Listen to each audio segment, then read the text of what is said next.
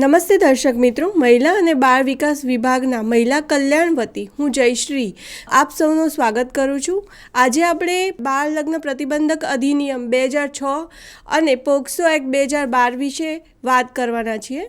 આપણે જોઈએ તો સમાજમાં બાળ લગ્નનું પ્રમાણ આપણે હજુ પણ જોવા મળે છે અને તેના સિવાય બાળકો સાથે જાતીય સતામણીના ઘણા બધા કેસો પણ આપણે જોવા મળે છે.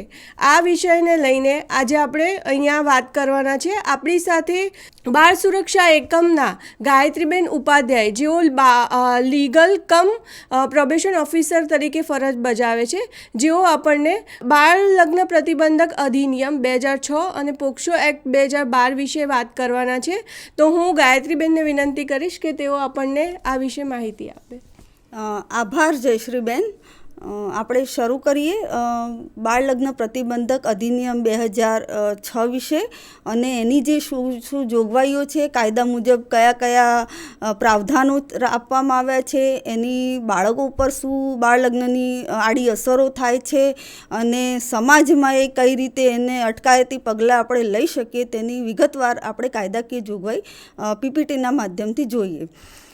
સૌપ્રથમ આપણે બાળ લગ્ન પ્રતિબંધક અધિનિયમ હેઠળ બાળક કોને કહી શકાય, તો આપણે બાળકની વ્યાખ્યા જાણવી જરૂરી છે. તો આ કાયદા હેઠળ જેણે 18 વર્ષથી નાની વયની જે છોકરીઓ છે એ 18 વર્ષની ઉંમર પૂર્ણ ન કરે તથા 21 વર્ષથી નાની વયના છોકરાઓ જે છે એમને બાળક માનવામાં આવે છે. એટલે કે 18 વર્ષથી પૂર્ણ ન કર્યા હોય તમામ દીકરીઓ અને 21 વર્ષ પૂર્ણ ન કર્યા હોય તમામ દીકરાઓ બાળ લગ્ન પ્રતિબંધક અધિનિયમ 2006 હેઠળ બાળક કહેવાશે. બાળ લગ્ન કોને કહેવાય અથવા તો બાળ લગ્ન એટલે શું એ આપણે જાણવું જરૂરી છે. તો બાળ લગ્ન એટલે એવી કે છોકરીની ઉંમર 18 વર્ષ કરતાં ઓછી હોય અને છોકરાની ઉંમર 21 વર્ષ કરતાં વધારે હોય, અથવા તો છોકરીની ઉંમર 18 વર્ષ કે તેથી વધારે હોય અને છોકરાની ઉંમર 21 વર્ષ કરતાં ઓછી હોય, અથવા તો છોકરીની ઉંમર 18 વર્ષ કરતાં નાની હોય અને છોકરાની ઉંમર 18 વર્ષ કરતાં નાની હોય. એટલે કે આ લગ્નના પક્ષકારમાં બંને બાળક હોય તો તેવા લગ્નને બાળ લગ્ન કહેવામાં આવે છે. બાળ લગ્નના કાયદો જે બનાવવામાં આવ્યો છે એ કાયદા હેઠળ જો બાળ લગ્ન થઈ ગયા છે તો એને ભંગ કરવાનું અથવા એને રદબાતલ ઠેરવવામાં શું જોગવાઈ છે એ આપણે જોઈએ. તો એમાં પીપીટીના માધ્યમથી આપણે કાયદાકીય જોગવાઈ જોઈએ. તો હુકુમત ધરાવતા જિલ્લા ન્યાયાલયમાં, એટલે કોઈપણ જિલ્લા ન્યાયાલયમાં જ્યાં પણ બાળ વિવાહના પક્ષકાર પૈકી કોઈપણ એક પક્ષકાર જ્યાં રહેતા હોય તે જિલ્લામાં, અથવા બીજું કે બાળ વિવાહ થયા હોય તે સ્થળે, અથવા બાળ લગ્નના પક્ષકારો છેલ્લે એક સાથે જ્યાં રહ્યા હોય તે જગ્યાએ, બાળ લગ્નના પક્ષકાર જે હવે બાળ લગ્ન ભંગ કરાવવા માગે છે તો તે અરજી કરવાના સમયે છેલ્લે જ્યાં રહેતા હોય તે સ્થળે બાળ લગ્ન ભંગ કરવા અથવા રદ કરવાનું આવેદન આપવું જોઈએ. હવે જોઈએ કે આ જો બાળ લગ્ન થઈ રહ્યા છે અથવા તો કોઈ જગ્યાએ સામુદાયિક અથવા સમૂહ લગ્ન થઈ રહ્યા છે અને કોઈ બાળક છે આ કાયદા હેઠળ કે જેનું જબરજસ્તીથી અથવા તો દબાણપૂર્વક ધાક ધમકીથી લગ્ન કરવામાં આવી રહ્યું છે અને કોઈ એનું હિતેચ્છુ અથવા જાગૃત નાગરિક એની ફરિયાદ કરવા માગે છે કે આના બાળ લગ્ન થઈ રહ્યા છે, તો અટકાયતી પગલાંના ભાગરૂપે એ કોને ફરિયાદ કરી શકે એ આપણે જોઈએ. તો બાળ લગ્ન હેઠળ આ જો બાળ લગ્ન થઈ રહ્યા છે તો એનો અપરાધ કોને કહેવાય અને એ અપરાધી કોને કહેવાય એ આપણે જોઈએ. તો બાળકી સાથે લગ્ન કરનાર પુખ્ત વયનો પુરુષ આ કાયદા હેઠળ અપરાધી કહેવાશે.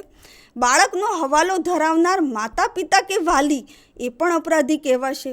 બાળ લગ્નનું સંચાલન કરનાર અથવા તો બાળ લગ્ન કરાવનાર અથવા મદદગારી કરનાર અથવા તો દિશા નિર્દેશ આપનાર તમામ વ્યક્તિઓ પણ બાળ લગ્ન હેઠળ જો એ જવાબદાર ઠરશે. બાળ લગ્નને પ્રોત્સાહન આપનાર, સંમતિ આપનાર, હાજરી આપનાર, વિધિમાં ભાગ લેનાર, વિધિ કરનાર ગોર મહારાજ સુધી પણ એની અંદર સમાવેશ થઈ જાય છે. બાળ લગ્નની મનાઈ ઠરાવતા કોર્ટનો કોઈ હુકમની અવગણના કરવામાં આવે તો તે તમામ પણ અપરાધી કહેવાય છે. હવે જોઈએ કે બાળ લગ્ન જ્યારે કોઈ બાળકના થઈ ગયા છે તો એમાં સજાની શું જોગવાઈ છે, શું સજા મળી શકે. આપણે આગળ જે જોયું કે કોણ કોણ એમાં જે સહભાગી હતા એ તમામ એમાં અપરાધી ગણ્યા છે, તો એ અપરાધીઓને શું સજા કાયદો હેઠળ અને કોર્ટ દ્વારા આપી શકાય છે, તો એ આપણે જોઈએ. તો સજાની જોગવાઈ છે કે 2 વર્ષ સુધીની સખત કેદ અથવા 1 લાખ રૂપિયા સુધીનો દંડ અથવા બંને સજાને પાત્ર થાય છે. આ કાયદા હેઠળ જે મહિલા છે એટલે કે જે મહિલા સહભાગી છે એને કોઈ સજાની જોગવાઈ કરવામાં આવતી નથી. અને બીજું એ કે આ કાયદા હેઠળ જે પણ આ ગુનો છે એટલો ગંભીર છે કે જે બિનજામીનપાત્ર ગુનો તરીકે એને ગણવામાં આવે છે. બાળ લગ્ન સમયે પુખ્ત હોય તેવી વ્યક્તિ કે જેણે નાબાલિગ સાથે લગ્ન કર્યા છે તો એને દંડ કરવામાં આવશે. આપણને આ એક સવાલ થઈ શકે. તો હા, જો કોઈ પુખ્ત વયની વ્યક્તિ હોય અને 18 વર્ષથી નાની ઉંમરની છોકરી સાથે જો તે લગ્ન કરે છે તો તેને 2 વર્ષથી સખત જેલની સજા 1 લાખ રૂપિયા સુધીનો દંડ થઈ શકે છે. બાળ લગ્ન વિરુદ્ધ ફરિયાદ કોને કરી શકાય? ઘણા કિસ્સામાં એવું થતું હોય છે કે જે આપણે જે આગળ જણાવ્યું કે કોઈ ધાક ધમકીથી દબાણવશ થઈ અને કોઈ બાળકને એવું ખબર પડે છે અથવા કોઈ જાગૃત નાગરિક છે એને એવો ખ્યાલ આવે છે કે મારે હવે આ કોઈ બાળકના બાળ લગ્ન થઈ રહ્યા છે અને એને આવા ભોગ બનવામાં એને જોતરી રહેવામાં આવ્યું છે, તો એવા કિસ્સામાં આપણે ક્યાં જઈએ અને ક્યાં ફરિયાદ કરી શકાય એ આપણે જોઈએ. તો બાળ લગ્ન વિરુદ્ધ નીચે મુજબના વિભાગોમાં ફરિયાદ કરી શકાય છે. પ્રથમ છે બાળ લગ્ન પ્રતિબંધક અધિકારી, જે દરેક જિલ્લામાં આ બાળ લગ્ન પ્રતિબંધક અધિકારીની જોગવાઈ કરવામાં આવેલી છે. ત્યાં તમે લેખિત અથવા ટેલિફોનિક ફરિયાદ આપી શકો છો. સ્થાનિક પોલીસ, જે દરેક જિલ્લા અથવા તાલુકા કક્ષાએ જે નજીકનું પોલીસ સ્ટેશન હોય ત્યાં 100 નંબર ડાયલ કરીને પણ બાળ લગ્ન થઈ રહ્યા છે એની જાણકારી અગાઉથી આપ આપી શકો છો. ત્રીજું છે એક ચાઇલ્ડ હેલ્પલાઇન નંબર છે, જે ટોલ ફ્રી નંબર છે, એ આપણે જાણવું જરૂરી છે. 10, 9 અને 8 આ ટોલ ફ્રી નંબર ઉપર નંબર ડાયલ કરવાથી પણ બાળ લગ્ન સંબંધિત અટકાયતીના પગલાંના ભાગરૂપે માહિતી આપી અને આપણે બાળ લગ્ન અટકાવી શકાય છે. અને જિલ્લા બાળ સુરક્ષા એકમની જે કચેરી છે એ પણ તમામ જિલ્લાની અંદર આવેલી છે. ત્યાં પણ તમે લેખિત અથવા મૌખિક અથવા ટેલિફોનિક અરજી આપી શકો છો. બીજું છે કે બાળ લગ્નને રદ કરવા માટે જીવન દરમિયાન ક્યારે આવેદન આપી શકાય. આ એક મુદ્દો એવો છે કે જો લગ્ન થઈ ગયા અને પછી જો 2 લગ્નના પક્ષકાર પોતે બાળક છે અને એમને લગ્ન અટકાવવા છે, એટલે કે એમને બાળ લગ્ન જે થઈ ગયા છે એને રદબાતલ કરવા છે, તો એ કઈ રીતે કરી શકે? તો બાળ લગ્નને રદ કરવા માટેનું આવેદન વ્યક્તિ પુખ્ત વયની થાય ત્યારબાદ 2 વર્ષ પૂરા થાય તે પહેલાં આપવું જોઈએ. એટલે કે એનો અર્થ એ છે કે છોકરીની ઉંમર 20 વર્ષની થાય તે પહેલાં અને છોકરાની ઉંમર 23 વર્ષની થાય તે પહેલાં આ સંબંધને આવેદન દાખલ કરી દેવું જોઈએ. બાળ લગ્ન જે વિષય એટલો ગંભીર છે અને સમાજની અંદર આ ખૂબ જ દૂષણ પ્રચલિત થઈ ગયું છે અને અમુક સમુદાયોની અંદર આ એક પ્રથા પડી ગયેલી છે. તો આપણે એ જોવું જોઈએ અને સમાજમાં વ્યાપક રીતે દીકરીઓ અને દીકરાઓ અને સમાજ અને કુટુંબને જાગૃતિ લાવવી ખૂબ જ જરૂરી છે. અને એના માટે એની આડઅસરો શું છે અને બાળ લગ્ન થવાથી શું પરિણામોનો આપણે સામનો કરવો પડે છે સમાજને, તો એ આપણે જાણીએ. તો બાળ લગ્નથી બાળકોને જે અસરો થાય છે એના મુખ્ય જે મુદ્દા છે એમાં બાળક પોતાના વિકાસથી વંચિત થઈ જાય છે. પ્રથમ, મહિલા અસમાનતાને બળ મળે છે. બીજું કે જે દીકરીઓ છે તેમના શિક્ષણ, સ્વાસ્થ્ય, સુરક્ષા અને એમના મૂળભૂત અધિકારોનું પણ હનન થાય છે. સગીર વયની જે બાળાઓ છે એ વધુ પ્રમાણમાં ગર્ભવતી થાય છે અને જેના કારણે એમના સ્વાસ્થ્ય પર અસર પડે છે. સગીર માતાઓમાં માતા મૃત્યુદર પણ વધે છે. ગર્ભપાત, કસુવાવડ, મૃત શિશુ જન્મવાનું પણ પ્રમાણ વધે છે. બીજું છે કે કન્યાઓને રોજગારીની તકો ઘણી ઓછી થઈ જાય છે, કારણ કે લગ્ન થઈ જવાથી એમનું જે શિક્ષણ ઉપર અસર થાય છે અને શિક્ષણ બંધ થવાથી એમની રોજગારી અને એની ઉપર એમને અસર પડે છે. ખૂબ જ નાની ઉંમરે કુટુંબનો ભાર અને સામાજિક જવાબદારીઓ પણ ઉઠાવવી પડે છે. નાની ઉંમરે ગૃહિણી તરીકે સમગ્ર ઘરકામ કરવું પડે છે અને એના વિકાસ ઉપર એનો અસર થાય છે. ઘણીવાર બાળ લગ્ન થઈ જવાથી બંને બાળકો હોય છે અને બાળકો હોવાથી ઘરની જવાબદારી આવી જાય છે, જેથી કરીને એમને આર્થિક રીતે પગભર થવા માટે બાળ મજૂરીમાં પણ વધારો થાય છે. આગળ જતાં એવું પણ જોવા મળ્યું છે કે ઘણી દીકરીઓ ઘરેલું હિંસાનો પણ ભોગ બનતી હોય છે. આપણે આગળ જોયું કે કયા કયા વિભાગોને તમે બાળ લગ્ન પ્રતિબંધક અધિનિયમ હેઠળ બાળ લગ્ન અટકાયતીના પગલાં લઈ શકો. તો પ્રથમ આપણે જોઈએ કે ચાઇલ્ડ લાઇનની વાત કરી તો ચાઇલ્ડ લાઇનનો ટોલ ફ્રી નંબર 1098 ઉપર આપ જો બાળ લગ્ન થાય છે અને એની જાણકારી હોય તો આપ ત્યાં ટેલિફોનિક માધ્યમથી જાણકારી આપી શકો છો. બાળ લગ્ન પ્રતિબંધક અધિકારી જે જિલ્લા કક્ષાએ છે એમને તમે લેખિત ફરિયાદ કરી શકો છો. બીજું છે કે બાળ સુરક્ષા સમિતિ, એ દરેક ગ્રામ્ય કક્ષાએ આ સમિતિ આવેલી છે ને એની અંદર તલાટીશ્રી, સરપંચશ્રી, શાળાના શિક્ષક, બાળકો, આંગણવાડી બેન, આરોગ્ય આયા બહેનો, એ તમામનો સમાવેશ થઈને એક સમિતિ બનેલી હોય છે અને એ સમિતિમાં પણ આપ કોઈ પણ જાગૃત વ્યક્તિ કે બાળ લગ્ન અટકાવવા માગે છે ત્યાં પણ એ ફરિયાદ આપી અને જાણ કરી શકે છે.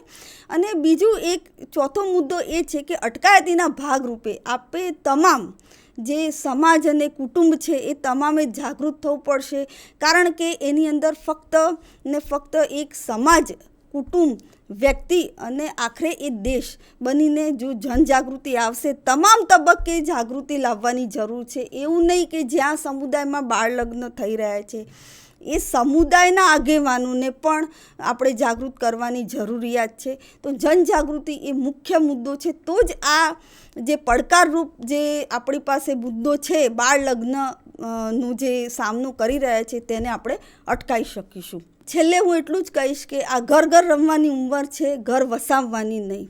હા, તો ગાયત્રીબેન, એક એવો પ્રશ્ન હતો કે આપણે કોઈ વ્યક્તિને બાળ લગ્ન જ્યાં થતા હોય એ અંગે કોઈને ફરિયાદ કરવી છે, પણ એને એવો ડર હોય કે મારી ઓળખ છતી થશે કે કેમ, કે બીજાને ખબર પડશે.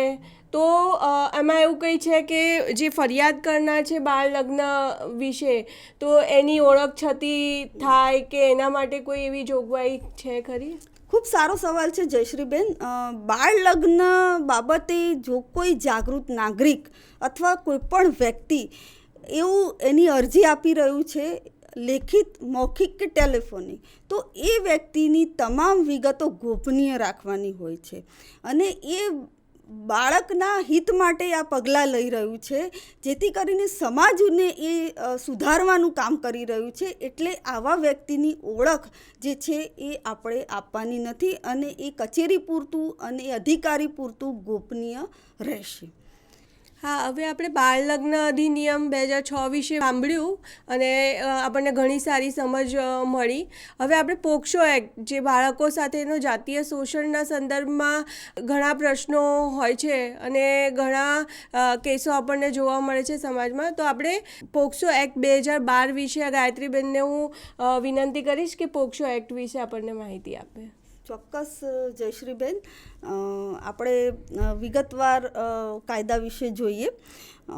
જાતીય ગુનાઓ સામે બાળકોના રક્ષણ અધિનિયમ 2012, એનું જે આખું જે નામ છે એ આપણે જાણીએ કે જાતીય ગુનાઓ સામે બાળકોને રક્ષણ આપતો અધિનિયમ 2012, જે ગુજરાતી છે અને અંગ્રેજીમાં જો આપણે જે પોક્સો કહીએ છીએ તો protection of children from sexual offences act 2012.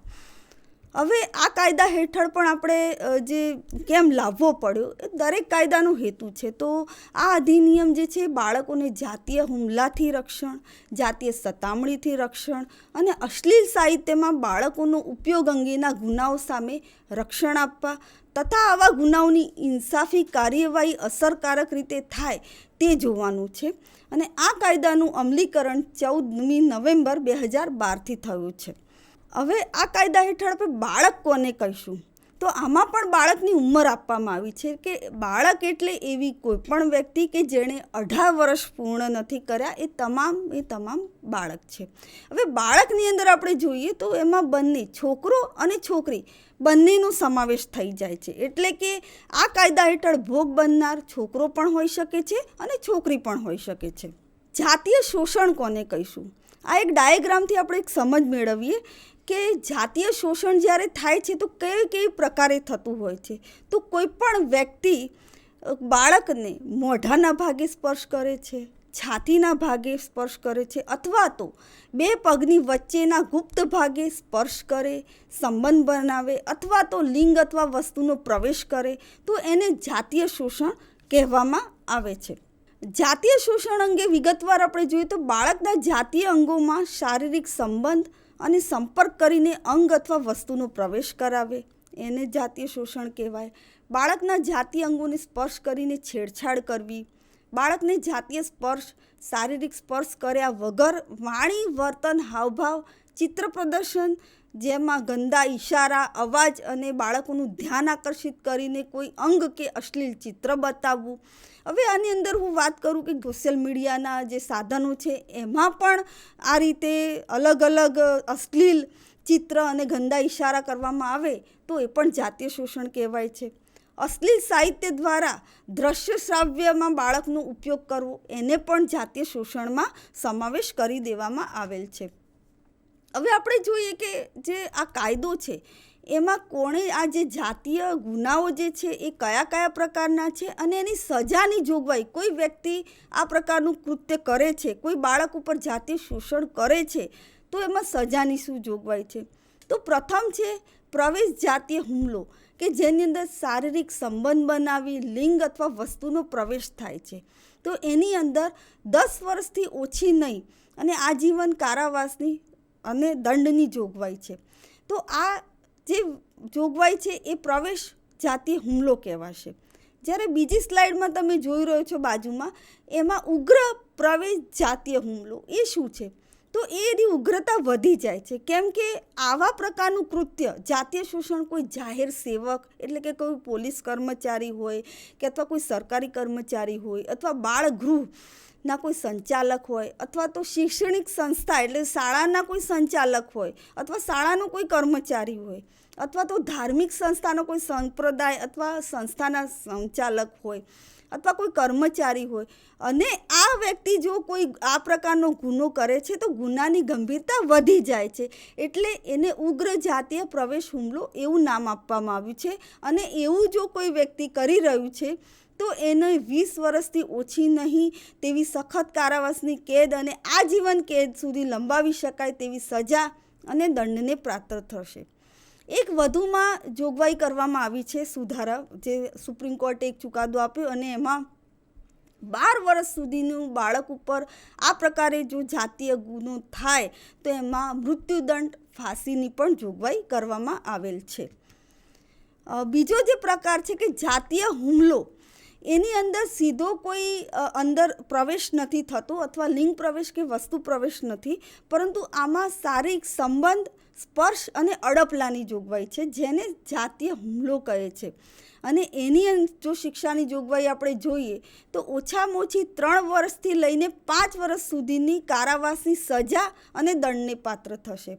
અને બાજુની સ્લાઇડમાં જે ઉગ્ર જાતીય હુમલો જે આપણે જોઈએ છે એમાં પણ આ પ્રકારનો ગુનો કોઈ જાહેર સેવક અથવા કોઈ કર્મચારી કે કોઈ ધાર્મિક સંપ્રદાયના સંસ્થાના સંચાલક કરી રહ્યા છો તો એની ગંભીરતા વધુ હોય, એમાં પણ 5 વર્ષથી લઈને 10 વર્ષ સુધીની કેદની સજા અને દંડની જોગવાઈ કરવામાં આવેલી છે. બાળક વિરુદ્ધના જે ત્રીજો પ્રકાર છે કે જાતીય સતામણી, જે અગાઉ મેં કહ્યું કે મોબાઈલમાં જુદી જુદી જે એપના માધ્યમથી આ પ્રકારનું જે ભોગ બને છે એમાં વાણી, વર્તન, હાવભાવ અને ઇલેક્ટ્રોનિક મીડિયા અને ચિત્ર પ્રદર્શનથી જો કોઈ બાળકને આ રીતે હેરાન કરવામાં આવે અથવા સતામણી કરવામાં આવે તો એમાં પણ સજાની જોગવાઈ 3 વર્ષ સુધીની કારાવાસની સજા અને દંડની પાત્ર ઠરે છે. બીજું, આ કાયદો સમગ્ર કાયદો છે, સમગ્રગ્રાહી કાયદો છે ને એક જ કાયદાની અંદર બાળકને લઈને એને ભોગ બનનાર બાળક વિશે તમામ વિગતો આવરી લેવામાં આવેલી છે, જેમાં આ અશ્લીલ સાહિત્યમાં જો કોઈ બાળકનો ઉપયોગ કરવામાં આવે, એટલે કે બાળકને લઈને કોઈ એવી અશ્લીલ ચિત્ર અથવા તો એનું કોઈ ફિલ્મ બનાવી અને ઉતારવામાં આવે અને એ સોશિયલ મીડિયામાં કે ઇલેક્ટ્રોનિક માધ્યમથી અથવા ઇન્ટરનેટમાં પ્રસારિત કરવામાં આવે, તો એમાં એવી કોઈ જાણકારી મળે છે તો અને એ સજા જો સાબિત થાય છે તો એમાં પણ 8 વર્ષથી લઈને 10 વર્ષ સુધી લંબાવી શકાય તેવી કારાવાસની સજા થઈ શકે છે અને દંડને પણ પાત્ર ઠરી શકે છે.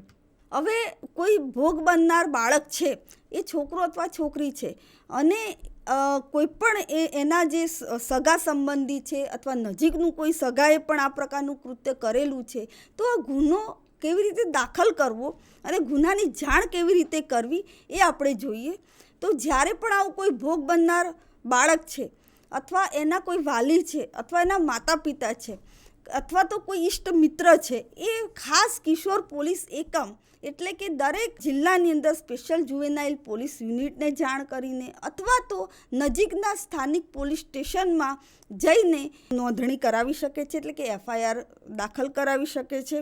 અને આ FIR અલગ રીતે લેખિતમાં નોંધ કરવામાં આવે છે, સ્ટેશન ડાયરીમાં નોંધ કરવામાં આવે છે અને જાણકારી આપનારને વાંચી સંભળાવવામાં આવે છે. એટલે કે તમે જે જણાવી રહ્યા છો કે જે બાળક ભોગ બનનાર છે એ નાનું બાળક હોય, દાખલા તરીકે 6 વર્ષનું છે કે 8 વર્ષનું છે, એને પૂરી જાણકારી નથી કે જાતીય શોષણ શું કહેવાય અથવા એના ઉપર શું કૃત્ય થયું છે એની જાણકારી નથી, તો એના સંબંધી અથવા તો એના માતા પિતા અથવા સપોર્ટ પર્સનને એ વાંચીને સંભળાવવામાં આવશે. હવે આ જે નિવેદન આપવામાં આવે છે તો એ બાળક સંબંધી શું જોગવાઈ છે કે નિવેદન કેવી રીતે નોંધવું જોઈએ જેથી કરીને એ બાળક અસહજ લાગણી ન અનુભવે અને ડર મુક્ત થઈ અને નિવેદન આપી શકે. તો આ બાળકના નિવેદનની નોંધણી તેના ઘરે અથવા તો બાળક જે જગ્યાએ રહેતું હોય અથવા તેની મનપસંદ જગ્યાએ નોંધવામાં આવશે. બીજી એવી જોગવાઈ છે કે બાળકનું નિવેદન નોંધતી વખતે જે પોલીસ અધિકારી છે એ યુનિફોર્મમાં ન હોવી જોઈએ, એટલે કે સાદા સિવિલ ડ્રેસમાં હોવું જોઈએ. બાળકને રાત્રિ સમયે પોલીસ સ્ટેશનમાં અટકાવી ન શકાય એવી પણ જોગવાઈ કરવામાં આવેલી છે. પોલીસ અધિકારીએ બાળકની ઓળખ સંબંધી પણ સુરક્ષાની ખાતરી આપવી પડશે, એટલે કે આ જે ભોગ બનનાર બાળક છે એની ઓળખ સંબંધી અથવા એનું સરનામું છે, એ કઈ શાળામાં અભ્યાસ કરે છે અથવા તો એની ઓળખ છતી થઈ જાય કે એનું નામ સરનામું શું છે એ બાબત ગોપનીય રાખવાની રહેશે. એ કોઈ પણ પ્રિન્ટ મીડિયામાં કે કોઈ પેપરમાં એ પ્રસારિત થઈ શકશે નહીં. બીજું આપણે જોઈએ કે બાળક વિરુદ્ધના જે જાતીય ગુનાઓમાં છે એમાં કોઈ ખોટી ફરિયાદ આપે અથવા તો ખોટી માહિતી આપે તો એમાં શું સજાની જોગવાઈ છે. તો જો કોઈ વ્યક્તિ ગુના સંબંધી ખોટી ફરિયાદ આપે અથવા ખોટી માહિતી આપે તો કલમ 22 હેઠળ એમાં જે સજાની જોગવાઈ છે 6 માસની કેદ અથવા દંડ અથવા બંને સજાને પાત્ર થશે. પરંતુ જો કોઈ બાળક પોતે આવી ખોટી ફરિયાદ આપી હોય અથવા ખોટી માહિતી બાળક દ્વારા આપવામાં આવે તો બાળકને કોઈ સજા કે શિક્ષા થઈ શકશે નહીં. હવે કોઈ આ કાયદા હેઠળ જે સમગ્રગ્રાહી આ કાયદો છે અને એમાં બહુ મહત્ત્વપૂર્ણ જે જોગવાઈ કરવામાં આવેલી છે એમાં વિગતવાર આપણે જોઈએ તો વિશિષ્ટ બાળકો એટલે કે એવું બાળક કે જે મનોદિવ્યાંગ છે કે જે સમજી નથી શકતું અને એના ઉપર આવું જો કૃત્ય થયું છે જાતીય શોષણ, તો એનું નિવેદન માટે કેવી રીતે જોગવાઈ છે. તો એવા બાળકના માતા પિતાની હાજરીમાં અનુવાદક, અર્થઘટનકાર અથવા ખાસ શિક્ષકની અથવા નિષ્ણાત એટલે આવા નિષ્ણાતની સુવિધાની જોગવાઈ કરવામાં આવી છે. એટલે કે જો કોઈ બાળક મૂકબધિર છે અથવા એ બોલી નથી શકતું તો એ પ્રકારના સ્પેશિયલ શિક્ષક છે કે જે એની ભાષા સમજી શકે તો એની વિશિષ્ટ શિક્ષકની હાજરીમાં એ બાળકનું નિવેદન નોંધવું. નિવેદનોની જે નોંધણી છે ઓડિયો, વિડીયો અથવા ઇલેક્ટ્રોનિક રીતે કરવામાં આવશે, એટલે કે જે નિવેદન લઈ રહ્યા છે એને રેકોર્ડ કરવામાં આવશે. એટલે જે કહી રહ્યા છે એ પોતે અક્ષરશઃ શું કહી રહ્યું છે એનું સ્પષ્ટ રીતે એની માહિતી એકત્રિત થઈ શકે. આપણે આ કાયદા હેઠળ સપોર્ટ પર્સન એટલે કે સહાયક વ્યક્તિ તરીકેની પણ જોગવાઈ કરવામાં આવી છે. તો આ વ્યક્તિ કોણ હશે? જો કોઈ ભોગ બનનાર બાળક અસહાય પોતે એક માનસિક રીતે એ ત્રાહિત થઈ જાય છે અને એના મન ઉપર ખૂબ જ માઠી અસર પડે છે, જેના કારણે એને સપોર્ટની જરૂર પડે છે. તો એમાં એ જેની ઉપર વિશ્વાસ અને ભરોસો મૂકતું હોય એવી કોઈ પણ વ્યક્તિ સપોર્ટ પર્સન તરીકે જોડાઈ શકે છે. સપોર્ટ પર્સન એવું હોઈ શકે છે કે એના માતા પિતા હોઈ શકે, વાલી હોઈ શકે, એનું મિત્ર હોઈ શકે, કોઈ શિક્ષક હોઈ શકે, અથવા તો બાળ સુરક્ષા વિભાગનું કોઈ કર્મચારી અથવા કોઈ સંસ્થા જે બાળક ઉપર કામ કરે છે એનું કોઈ વ્યક્તિ પણ સહાયક વ્યક્તિ હોઈ શકે છે.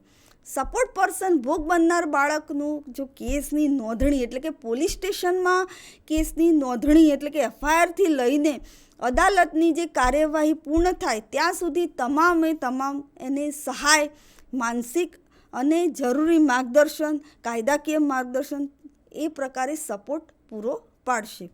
આવા બાળકની જ્યારે શારીરિક તપાસ, જે બાળક ભોગ બનેલ છે અને જાતીય શોષણ જ્યારે એનું થયું છે ત્યારે એની મેડિકલ તપાસ થવી ખૂબ જ આવશ્યક છે ને કલમ 27 મુજબ આ ભોગ બનનાર બાળકની મેડિકલ તપાસ બાળકના માતા પિતાની હાજરીમાં જ કરવાની હોય છે, અથવા તો બાળક જેની પર ભરોસો અને વિશ્વાસ મૂકતી હોય એ વ્યક્તિની હાજરીમાં કરવામાં આવશે. જો ભોગ બનનાર બાળક કન્યા હોય તેવા કિસ્સામાં આવી મેડિકલ તપાસ મહિલા ડૉક્ટર દ્વારા કરવાની જોગવાઈ પણ કરવામાં આવેલી છે. આ કાયદા હેઠળ ઝડપથી કેસોની ઇન્સાફી કાર્ય માટે સ્પેશિયલ કોર્ટની નિયુક્તિ કરવામાં આવી છે, જેની અંદર દરેક જિલ્લામાં સ્પેશિયલ કોર્ટ નિયુક્ત કરવામાં આવેલ છે. ઇન્સાફી કાર્યવાહી એટલે કે જ્યારે બાળક ભોગ બનનાર જે છે એનું કેસ એફઆઈઆર નોંધાઈ ગઈ પોલીસ સ્ટેશન કક્ષાએ અને એ કેસ કોર્ટની અંદર સ્પેશિયલ કોર્ટમાં દાખલ થઈ ગયો, ત્યાર પછી કોર્ટ કઈ પ્રકારની ઇન્સાફી કાર્યવાહી કરશે અને એમાં શું ખાસ જોગવાઈઓ કરવામાં આવી છે કાયદા હેઠળ, તો એ આપણે જોઈએ કે આ અધિનિયમ હેઠળ કોઈ બાળક દ્વારા કોઈ ગુનો કરવામાં આવ્યો છે, એટલે કે આ કાયદા હેઠળ 18 વર્ષથી ઓછી ઉંમરનું બાળક છે ને એ પોતે કોઈ બાળક પર જાતીય શોષણ કરે છે અથવા જાતીય ગુનો આચરે છે, ત્યારે બાળક સાથે juvenile justice care and protection of children act 2015ની જોગવાઈ મુજબ વ્યવહાર કરવામાં આવશે અને ચાઇલ્ડ ફ્રેન્ડલી રીતે કરવાની વાત કરેલી છે. બીજું કે વિશેષ અદાલત એવી ખાતરી આપશે કે બાળકને વારંવાર કોર્ટમાં જુબાની આપવા અથવા બોલાવવામાં ન આવે. ત્રીજું કે વિશેષ અદાલત એટલે કે સ્પેશિયલ કોર્ટ જે છે 1 વર્ષના સમયગાળાની અંદર ઇન્સાફી કાર્યવાહીને પૂર્ણ કરવાની રહેશે. વિશિષ્ટ અદાલત જે છે એ બાળકના પુનર્વસન માટે નિયત કરાવ્યા પ્રમાણે વળતરની ચૂકવણીનો પણ આદેશ આપશે. એટલે કે આ ભોગ બનનાર બાળક છે એને નાણાકીય જે વળતરની જોગવાઈ જે સરકારશ્રીએ કરેલી છે એ પ્રમાણે કોર્ટ આદેશ કરશે કે એને કેટલું પુનર્વસન માટે એને ચૂકવણી કરવી જોઈએ, એવા પણ આદેશ કોર્ટ કરશે.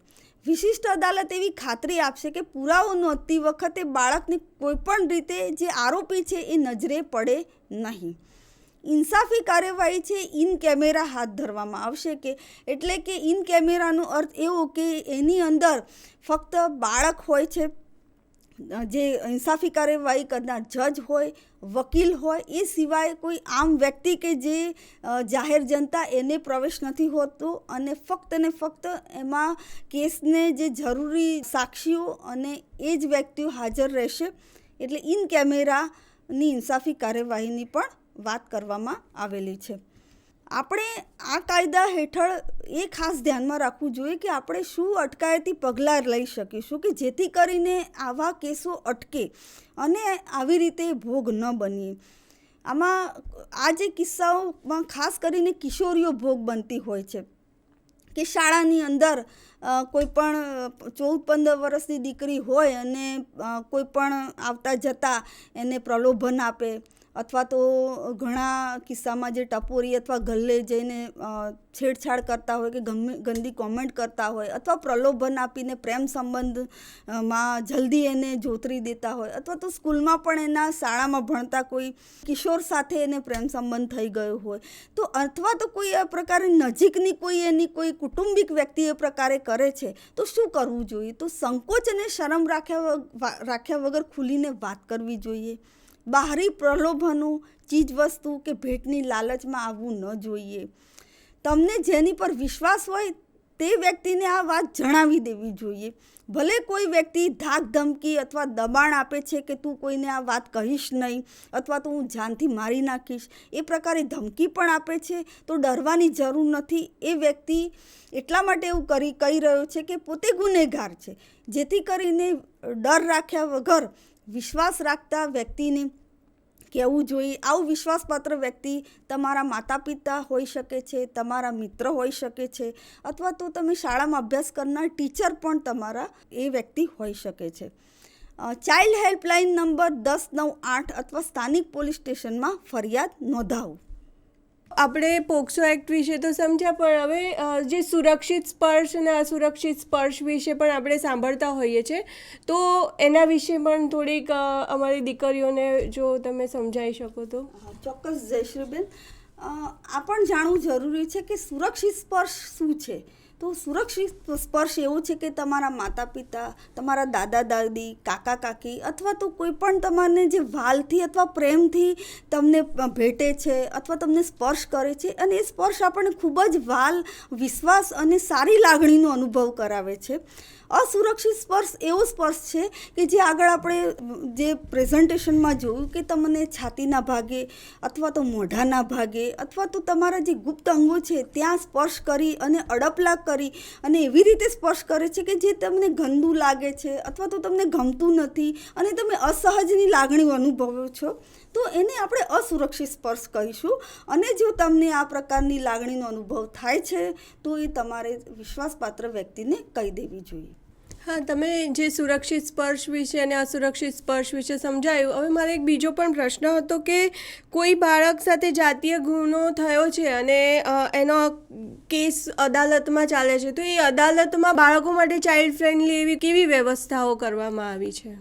હા, ખૂબ જ સારો સવાલ છે. આની અંદર જ્યારે ઇન્સાફી કાર્યવાહીમાં જે આપણે જોઈએ છે કે જે કોર્ટ હોય છે એનાથી લોકો એકદમ સહજ ભાવ નથી રાખતો, ડર લાગતો હોય છે કે શું હશે ને શું નહીં, ને વકીલોને જોઈને ને પોલીસને જોઈને થોડો ડર લાગતો હોય છે. પરંતુ આમાં ખૂબ જ સરસ જોગવાઈ કરવામાં આવી છે. પ્રથમ તો જે ભોગ બનનાર બાળક છે અને એને જુબાની આપવાની છે, તો એક ફેસિલિટેશન સેન્ટર બનાવ્યું છે અને ફેસિલિટેશન સેન્ટરની અંદર એને બેસી અને એને જુબાની આપવાની હોય છે અને ત્યાં એને એવું કોઈ આરોપી નજર નથી પડતો. બીજું કે ત્યાં એટલું ફ્રેન્ડલી વાતાવરણ હોય છે. ભોગ બનનાર બાળક છે એટલે કે 8 વર્ષનું છે કે 6 વર્ષનું કે 10 વર્ષનું, તો એના માટે ખાવા પીવાની વસ્તુથી લઈને એક સેન્ટરની અંદર એને રમવાના રમકડા સુધીની પણ જોગવાઈ કરવામાં આવી છે. એવું કોર્ટની અંદર જ એક ફેસિલિટેશન સેન્ટર ઊભું કરવામાં આવેલું છે. હવે બીજો પણ એક પ્રશ્ન હતો એવો કે બાળકો જનરલી જેની સાથે આવો જાતીય ગુનો થયો છે એ પહેલાં ડરેલા હોય છે, બીજું કે એ લોકો પોલીસથી ગભરાયેલા હોય છે, તો એવી કોઈ વ્યવસ્થા છે કે જે બાળક પોલીસ સ્ટેશને એને ના જવું પડે અથવા પોલીસ સ્ટેશને કયા સમયમાં એને બોલાવી શકાય, એવી કોઈ જોગવાઈ આ કાયદા હેઠળ છે? હા, ચોક્કસ. જ્યારે ભોગ બનનાર બાળક હોય છે અને જો આ પ્રકારનો ગુનાનો ભોગ બને છે ત્યારે એ પ્રથમ એ જોગવાઈ છે કે પોલીસ અધિકારી આવા બાળકના ઘરે આવી અને નિવેદનની નોંધણી રહેશે અને એને ચાઇલ્ડ ફ્રેન્ડલી મેનરમાં એની વાત કરશે. બીજું કે સ્પેશિયલ જુવેનાઇલ પોલીસ યુનિટ જે દરેક જિલ્લામાં હોય છે તેમાં બાળ કલ્યાણ પોલીસ અધિકારી હોય છે અને એની સાથે રાખી અને એ બાળકના નિવેદનની નોંધણી કરશે. અને એવું નહીં કે એ જે નિવેદન નોંધવાનું છે અથવા તો એની જે એફઆઈઆર કરવાની છે એમાં બાળકને તૂટકે એટલે કે એને એકદમ એક જ ધારે એને એની સાથે નિવેદન નહીં, પરંતુ એને સહજ અનુભવ થાય એ રીતે એની સાથે વાતચીત કરવાની છે. એવી એમાં ખાસ જોગવાઈ કરવામાં આવી છે. અને બીજું આગળ આપણે કાયદામાં જણાવ્યું તેમ બાળકને રાત્રિ દરમિયાન કોઈ જગ્યાએ એને લઈ જવાનું નથી અથવા તો પોલીસ સ્ટેશનમાં બાળકને હાજર રાખી શકવાનું નથી. એ પ્રકારની ખાસ જોગવાઈ કરવામાં આવેલી છે.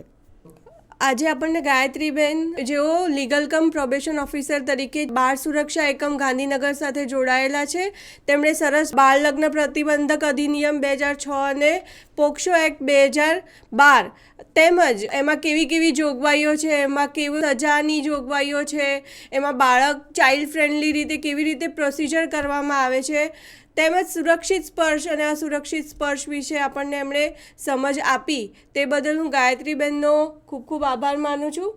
આભાર.